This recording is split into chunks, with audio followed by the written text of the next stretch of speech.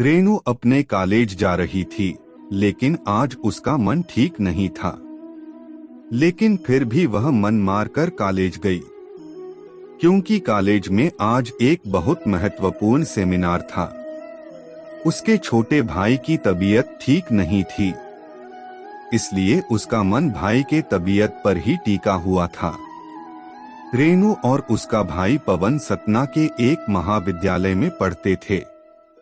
यहाँ वो किराए के एक कमरे में रहकर अपनी पढ़ाई कर रहे थे। रेणु और पावन की बिल्कुल भी नहीं बनती थी। दोनों आपस में चूहे बिल्ली की तरह लड़ते थे। दोनों के मम्मी पापा गांव में रहते थे तथा खेती बाड़ी का काम करते थे। वो दोनों इन भाई बहन की लड़ाई से परेशान भी रहते थे और चिंतित भी रहते थे। लेकिन पिछले कुछ दिनों से पवन की तबीयत ठीक नहीं थी, इसलिए दोनों के बीच लड़ाई का कोई कारण ही नहीं था। पवन बुखार से पीड़ित बिस्तर में पड़ा रहता था, न ज्यादा बोलता था। रेणु हमेशा गुस्से में पवन के मर जाने की कामना किया करती थी, पर यह सब वह गुस्से में कहा करती थी। रेणु को सब कुछ व्यवस्थित तरीके से चीजें पसंद थी। पवन एक तो घर में सबसे छोटा और लाडला था तथा लापरवाह भी था, जिसकी वजह से कमरे में चीजें यहाँ से वहाँ अव्यवस्थित कर दिया करता था और रेणु की कई काम की चीजें गुमा दिया करता था, जिसकी वजह से दोनों के बीच में लड़ाई हुआ करती थी। कई बार रेणु गुस्से में पवन के लिए बुरा भला बोला करती थी।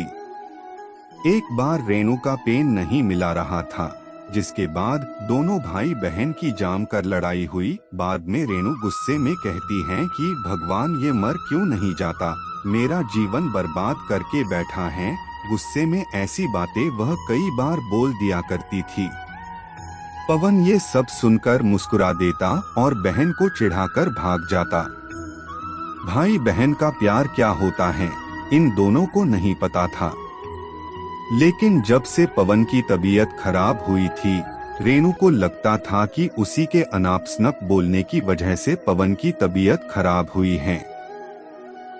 इसलिए उसे अपने ऊपर भी बहुत गुस्सा आ रही थी। वह इस समय अपने भाई की पूरी मन से सेवा कर रही थी, जिससे वह ठीक हो जाए।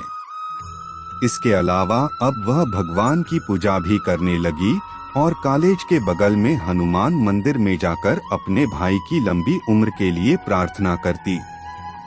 मंदिर के पंडित ने बताया कि बुधवार के दिन व्रत करने से जिसके लिए व्रत रखो वह स्वस्थ हो जाता है। यह सुनकर रेणु ने बुधवार के दिन भी व्रत रहने लगी।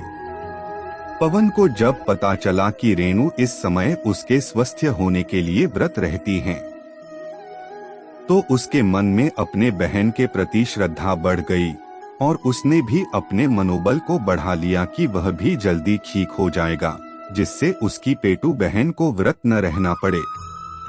और धीरे धीरे कुछ ही हफ्तों में पवन ठीक हो गया।